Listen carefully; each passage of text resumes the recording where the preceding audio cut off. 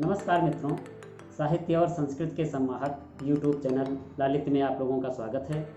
आज की चर्चा का विषय है छायावाद। डॉक्टर नामवर सिंह ने छायावाद को रोमांटिक उत्थान की काव्यधारा कहा है तथा इसका समय सन 1918 से 1938 बताया है। जहाँ तक छाया और वाद का संबंध है, छायावाद के स्वरूप या लक्षणों से इसका कोई मेल नहीं है। जबलपुर की पत्रिका श्री शारदा में 1920 में हिंदी में छायावाद नाम से मुकुटधर पांडे के 4 निबंधों की लेखमाला प्रकाशित हुई तथा 1921 में सरस्वती पत्रिका में हिंदी में छायावाद शीर्षक संवादात्मक निबंध व्यंग्यात्मक शैली में लिखा गया। इन निबंधों में अस्पष्टता के लिए छायावाद शब्द का प्रयोग किया गया था, जो बाद में हिंदी साहित्य में चल पड़ा। छायावाद को अनेक विद्वानों ने परिभाषित किया है। छायावाद का नामकरण भले ही बिना सोचे समझे कर दिया हो, किंतु परिभाषाओं की दृष्टि से यह बड़ा सौभाग्यशाली है। अनेक विद्वानों ने अपने अपने ढंग से छायावाद की इतनी अधिक और विचित्र परिभाषाएं दी हैं कि उन्हें पढ़कर चाहे छायावाद समझ में आए या ना आए, परंतु पाठक के मस्तिष्क पर छायावाद अवश्य छा जाता है। छायावाद के संबंध में छायावादी कवियों ने भी विचार किया। काव्य एवं कला तथा अन्य निबंध में महाकवि जयशंकर प्रसाद लिखते हैं, छाया भारतीय दृष्टि से अनुभूति और अभिव्यक्ति की भंगिमा पर अधिक निर्भर करती है। ध्वन्यात्मकता, लाक्षणिकता, सौंदर्य, प्रकृति विधान तथा उपचार वक्रता के साथ स्वानुभूति की विवृत्ति छायावाद की विशेषताएं हैं। वे आगे लिखते हैं, अपने भीतर से मोती के पानी की तरह आंतर स्पर्श करके भाव समर्पण करने वाली अभिव्यक्ति की छाया कांतिमयी होती है। आचार्य रामचंद्र शुक्ल इसे रवींद्रनाथ ठाकुर की कविताओं के प्रभाव से आया हुआ मानकर इसका संबंध ईसाई संतों के फैंटस्माटा छायाभास शब्द से जोड़ते हैं। उन्होंने छायावाद को चित्रभाषा शैली कहा है। डॉक्टर नंद दुलारे वाजपेयी छायावाद को युगबोध से जोड़ते हुए भी इसे व्यक्त सौंदर्य में आध्यात्मिक छाया का भान कहा है। डॉक्टर नगेंद्र छायावाद को स्थूल के प्रति सूक्ष्म का विद्रोह कहते हैं। डॉक्टर नामवर सिंह ने अपनी पुस्तक आधुनिक साहित्य की प्रवृत्तियां में लिखा है, छायावाद कई काव्य प्रवृत्तियों का सामूहिक नाम है और वह उस राष्ट्रीय जागरण की काव्यात्मक अभिव्यक्ति है जो एक पुरानी रूढ़ियों से मुक्ति पाना चाहता था और दूसरी ओर विदेशी पराधीनता से। छायावाद के 4 प्रमुख कवि हैं, जयशंकर प्रसाद, सूर्यकांत त्रिपाठी निराला, सुमित्रा नंदन पंत एवं महादेवी वर्मा। अधिकतर विद्वान जयशंकर प्रसाद को छायावाद का प्रवर्तक कवि स्वीकार करते हैं। चित्राधार, प्रेम पथिक, करुणालय, कानन कुसुम, झरना, आंसू, लहर और कामायनी उनकी प्रसिद्ध काव्य रचनाएं हैं। कुछ विद्वान सुमित्रानंदन पंत को छायावाद का प्रवर्तक कवि बताते हैं। वीणा, ग्रंथि, पल्लव, गुंजन, युगवाणी, ग्राम्या, स्वर्णकिरण, युगांतर, उत्तरा, रजत शिखर, शिल्पी, अतिमा, चिदंबरा आदि पंत जी की काव्य रचनाएं हैं। महाप्राण सूर्यकांत त्रिपाठी निराला इस युग के प्रमुख रचनाकार हैं। अनामिका, परिमल, तुलसीदास, कुकुरमुत्ता, नए पत्ते, अणिमा, अर्चना, आराधना आदि इनकी प्रमुख काव्य रचनाएं हैं। महादेवी वर्मा की निहार, रश्मि, नीरजा, सांध्यगीत, दीपसखा आदि इस युग की गरिमामयी काव्य कृतियां हैं। छायावाद की प्रमुख प्रवृत्तियां निम्नवत हैं। पहली इसकी प्रमुख प्रवृत्ति है वैयक्तिकता, जिसे आत्माभिव्यंजना भी कहा जाता है। छायावाद व्यक्तिवाद की कविता है, उसने निर्वैयक्तिकता का आवरण उतार खींचा है।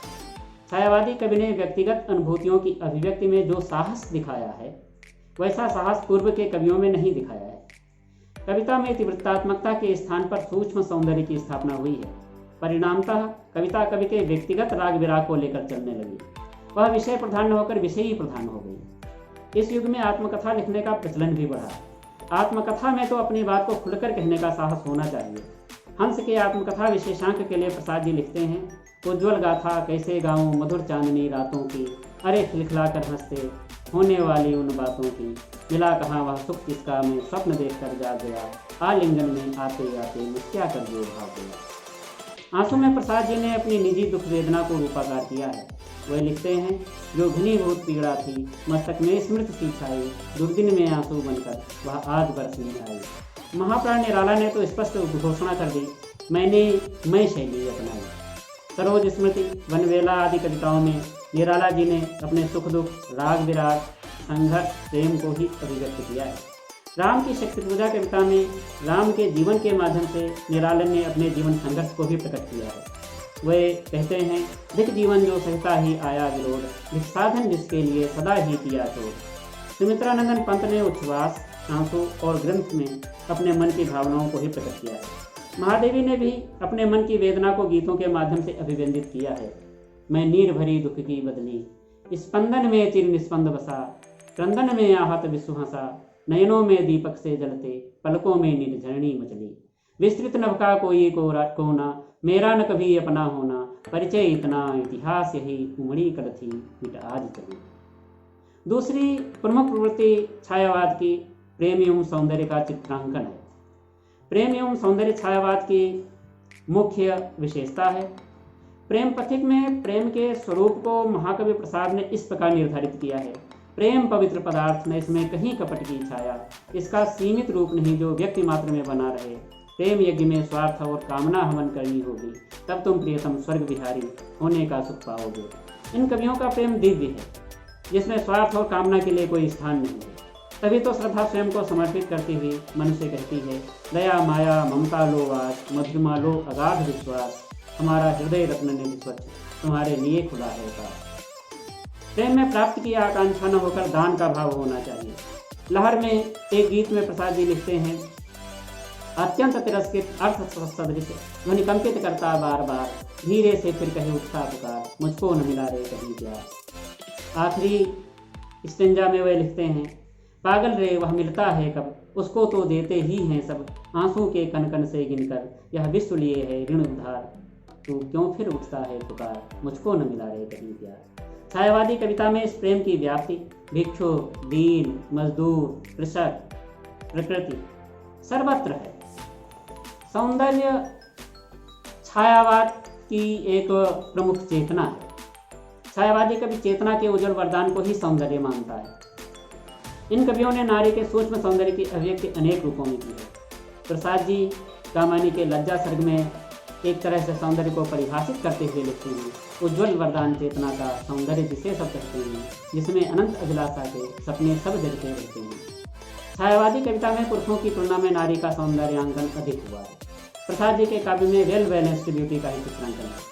अपनी नायिका के लिए आंसू में लिखते हैं, लावण्य शैल राई सा, जिस पर वारी बलिहारी, उस कमनीयता कला की सुषमा थी प्यारी प्यारी। वह कमनीय कला का प्रतिरूप है, उसकी सुषमा अत्यधिक प्यारी है। उसकी प्यारी सुषमा पर सौंदर्य के पर्वत को राई के समान न्यौछावर किया जा सकता है। लज्जा नारी का आभूषण है। नारी की लज्जा का चित्रण मध्ययुगीन कवियों ने भी किया था, किंतु कनक किरण के अंतराल में लुक छिपकर चलने वाले लाज भरे सौंदर्य को तो प्रसाद जी ने ही देखा है। श्रद्धा के सौंदर्यांकन में कवि लिखता है, नील परिधान वेच सुकुमार, खुल रहा मृदुल अधखुला अंग, खिला हो ज्यों बिजली का फूल, मेघबन बीच गुलाबी रंग, घिर रहे थे घुंघराले बाल, अंश अवलंबित मुख के पास, नीलघन शावक से सुकुमार, सुधा भरने को विधु के पास। महाप्राण निराला नारी के सौंदर्यांकन में सिद्धहस्त हैं। उन्होंने नारी के भाव प्रधान, स्वस्थ एवं सूक्ष्म सौंदर्य चित्रण में अधिक रुचि ली है। यामिनी के जागरण का चित्र इस प्रकार अंकित किया है, प्रिय यामिनी जागी, अलस पंकज दृग अरुण मुख तरुण अनुरागी, खुले केश अशेष शोभा भर रहे, बाहुग्रीवा पृष्ठ उर पर तर रहे, बादलों में घिरा पर दिन कर रहे, ज्योति की तन्वी तड़ित दुतिने क्षमा मांगी, फेर उर्पट फेर मुख के बाल, लक्ष्य चतुर्दिक चली मंद मराल, गेह में प्रिय नेह की जयमाल, वासना की मुक्ति मुक्ता त्याग में तागी। पंक्तियों महादेवी का काव्य भी नारी के सौंदर्यांकन से भरा पड़ा है। यद्यपि छायावादी काव्य में नारी सौंदर्य का ही अंकन हुआ है, परंतु आवश्यकता पड़ने पर कवियों ने पुरुषों के सौंदर्य को भी चित्रित किया है। प्रसाद जी कामानी में मनु के विषय में लिखते हैं, अवयव की दृढ़मांस पेशियां, ऊर्जस्वित था वीर्य पार, स्फीत शिराएं, स्वच्छ रक्त का होता था उनमें संचार। कल्पना प्रवणता छायावादी कविता की एक विशेष विशेषता है। छायावादी कवियों के लिए कल्पना बुनियादी चीज थी। कल्पना उनके व्यक्तित्व का अभिन्न अंग थी। कल्पना उनकी वह शक्ति है जिसके द्वारा वे अपने बंधनों की सीमा में रहते हुए भी उन्मुक्त आकाश में विचरण करने का सुख लेते थे। जयशंकर प्रसाद अपनी कल्पनाओं की दुनिया चाहते हैं। वे लिखते हैं, आह कल्पना का सुंदरिया, जगत मधुर कितना होता, सुख सपनों का दल छाया में पुलकित हो जगता सोता।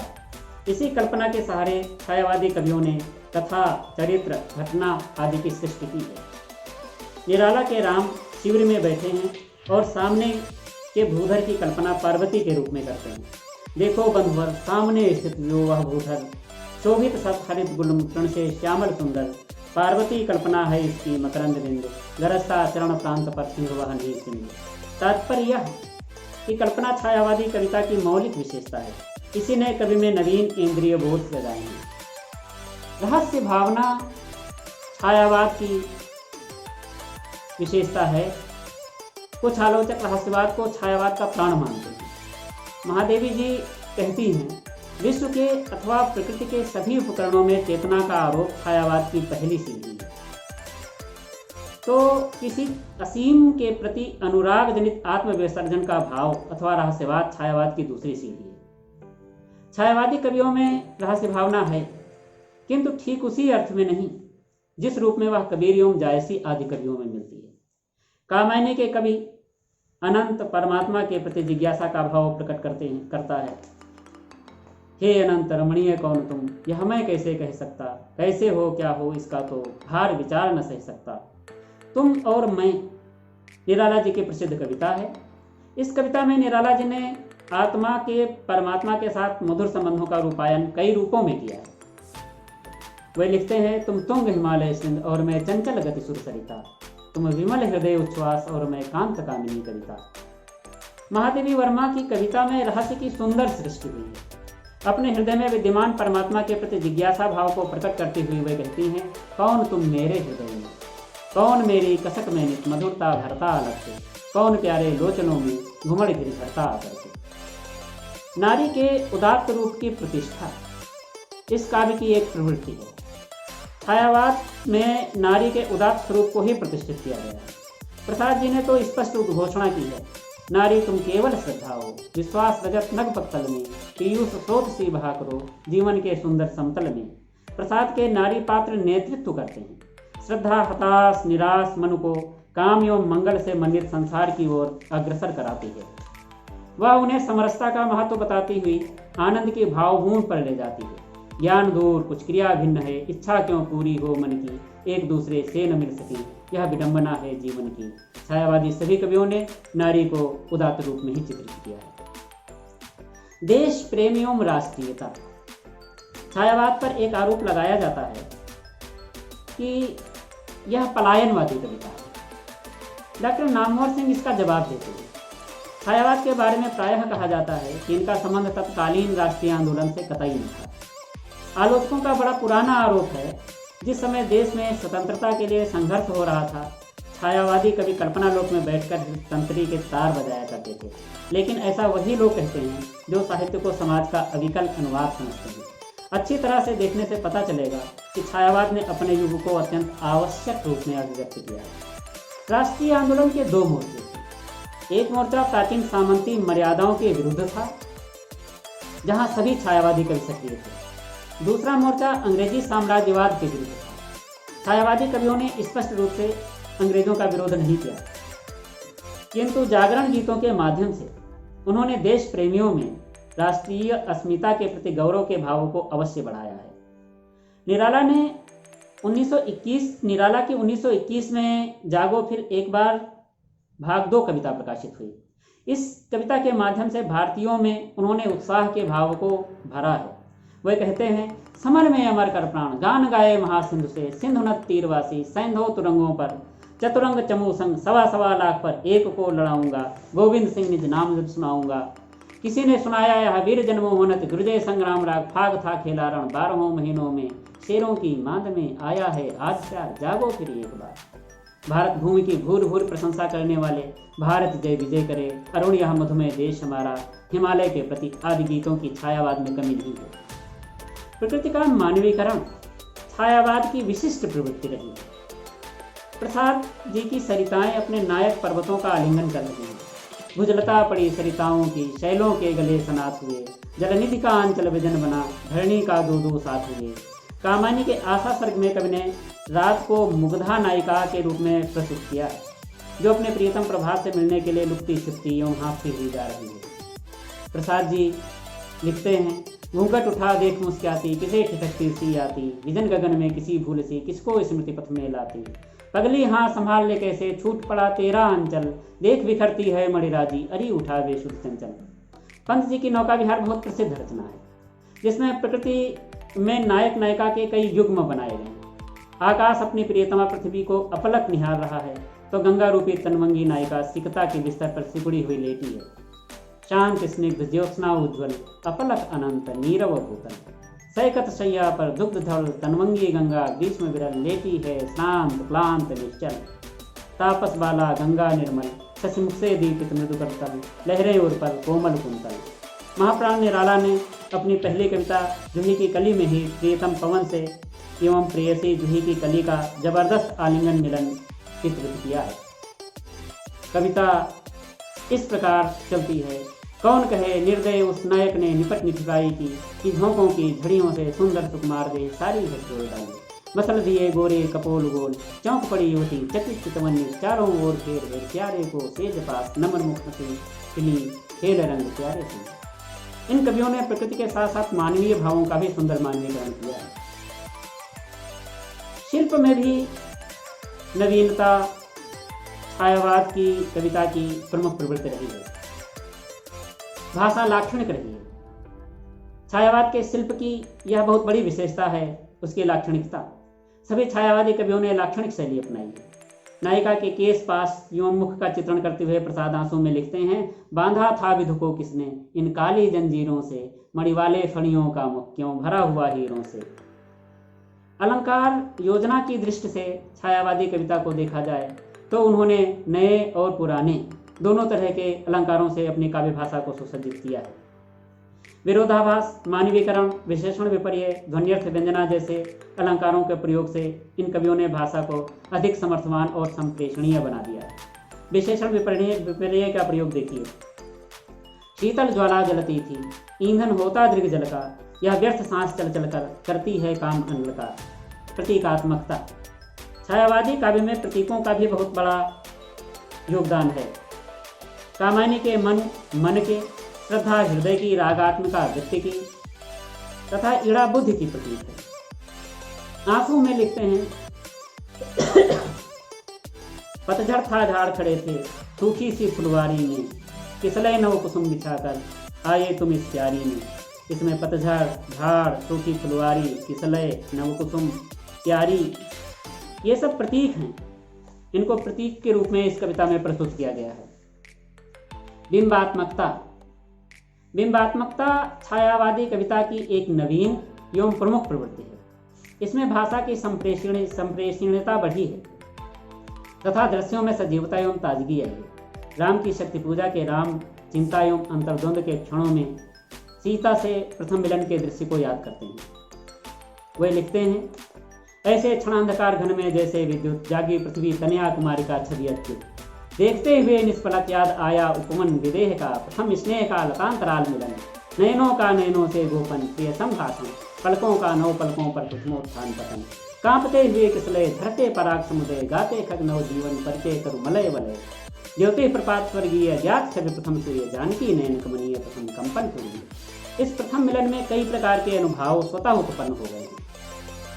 जैसे किसलय कांपने लगे, पराग कुंज स्रवित होने लगे, पक्षी चहचहा उठेंगे। यहाँ राम सीता की मना स्थिति, उनकी कोमल अनुभूतियों का चित्रण हुआ है। किसलय का अर्थ है अधरोष्ठ या छायावाद का प्रिय बिंब एवं उपमान है। प्रसाद जी लिखते हैं, रक्त किसलय पर ले विश्राम, अरुण की एक किरण अमलान। इस प्रकार कवि ने चाक्षुष बिंब के द्वारा पूरे दृश्य को मानस में उत्पन्न कर दिया है। छायावाद में चाक्षुष, श्रावण, गत्वर, ध्वनि, आस्वाद्य आदि सभी बिंबों से भाषा को शक्तिशाली एवं संप्रेषणीय बनाया है। नवीन छंद योजना, छायावादी कवियों ने पारंपरिक छंदों में भी रचनाएं की हैं, छंदों के बंधन को तोड़ा भी है तथा नए छंदों का निर्माण भी किया है। मुक्त छंद के प्रणेता निराला की तुलसीदास की रचना छंदबद्ध की गई है, जिसका एक नमूना प्रस्तुत है। दिखधाये तुम यो अनाहो, धो दिया श्रेष्ठ कुल धर्मधूत, राम के नहीं काम के सूत कहलाए, हो बिके जहां तुम बिना दाम, वह नहीं और कुछ हाण चाम, ऐसी शिक्षा कैसे विराम पर आए। मुक्त छंदों में की गई रचनाएं सरस्वती के दरवाजे से धुतकार दी जाती थी। कुछ आलोचकों ने रबड़ छंद एवं केतुआ छंद कहकर उनका उपहास भी उड़ाया, परंतु लय और प्रवाह से युक्त उनका मुक्त छंद आज तक कविता के गायन का माध्यम बना हुआ है। महादेवी ने आद्यंत गीत विधा को ही कविता का माध्यम बनाया। कुल मिलाकर कहा जा सकता है कि छायावाद आधुनिक खड़ी बोली कविता के स्वाभाविक विकास की चरम परिणति है। काव्य सौष्ठव की दृष्टि से भक्ति काव्य के बाद छायावादी काव्य का नाम लिया जाता है। इस प्रकार छायावाद की प्रमुख प्रवृत्तियों पर चर्चा की गई। अगली वीडियो में पुनः आपके साथ उपस्थित होंगे। धन्यवाद।